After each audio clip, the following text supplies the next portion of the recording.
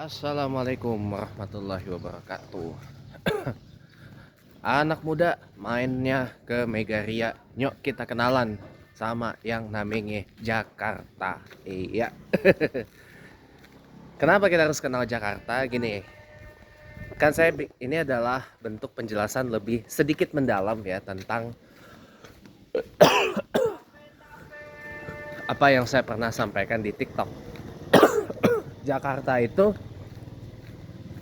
Arab apa Cina? Jakarta itu Melayu apa Sunda gitu. Jadi begini, kenapa saya munculkan pertanyaan itu? Pertama, bahasa Jakarta atau bahasa Betawi. Kenapa Betawi? Karena lahirnya di Batavia, kan? Jakarta. Bahasa Betawi itu sebenarnya adalah salah satu variasi dan dialek dari bahasa Melayu, teman-teman. Bahasa Melayu itu ada yang dominannya A, ada yang dominannya E. Nah, ini juga berlaku di bahasa Betawi. Nah, dari mana itu?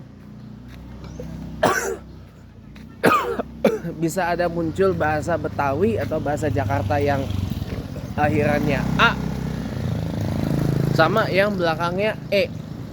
Ini kita lihat dulu. Ini kalau kata budayawan Betawi, Bang Haji Mandra ya. Kita lihat dulu kalau di nikahan tradisionalnya orang asli Betawi. Ya, kalau pernikahan pakai adat Betawi, ya.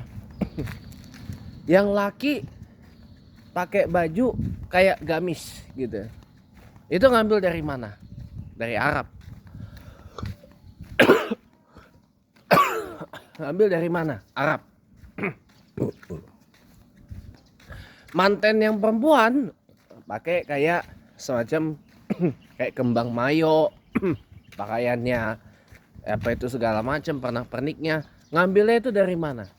Dari Tionghoa atau dari Cina. Nah,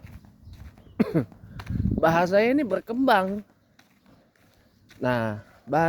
berkembang. Jadi kalau misalkan nih, kalau orang Betawi ngomong, "Nyok kita nyalain Jakarta." Itu bahasa bapak. Bapaknya tuh itu dari Arab. Ya. Ane mau pergi kemana aja suka-suka aneh, gitu kan? Ya, ane mau pergi kemana aja suka-suka aneh, gitu. Nah, tapi kalau itu bahasa yang dominannya E, itu dari bapak ya, yang dari Arab. Kalau yang A, kalau yang dominannya A gitu ya, kayak misalkan lah situ mau kemana? Nyok kita nyalain Jakarta ya, gitu ya.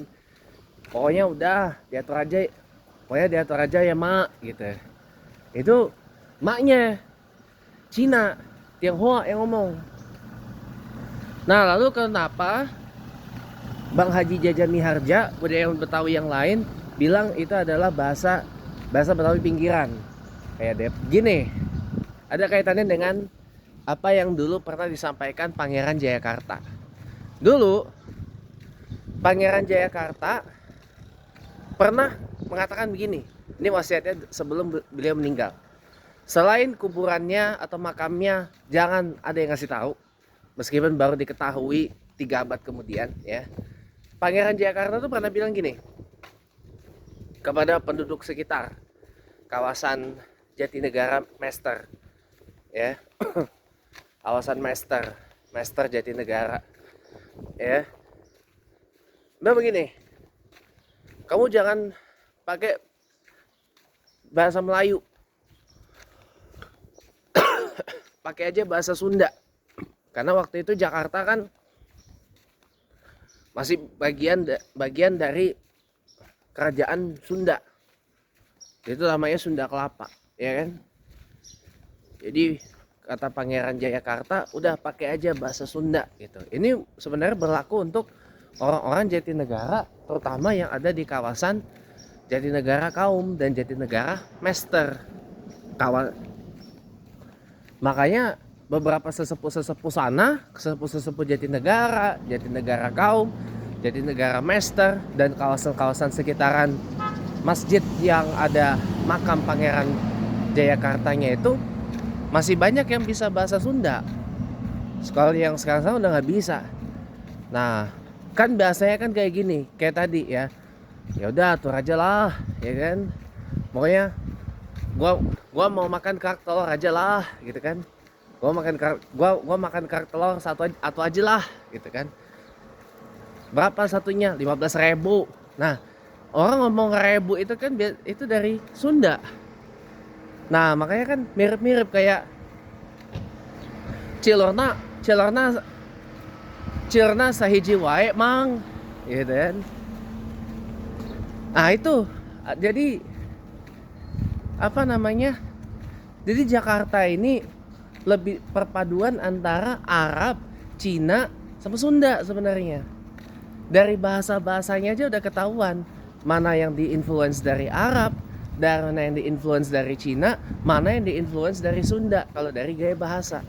Tapi kalau dari budaya, tradisi, pakaian terutama kayak beskap.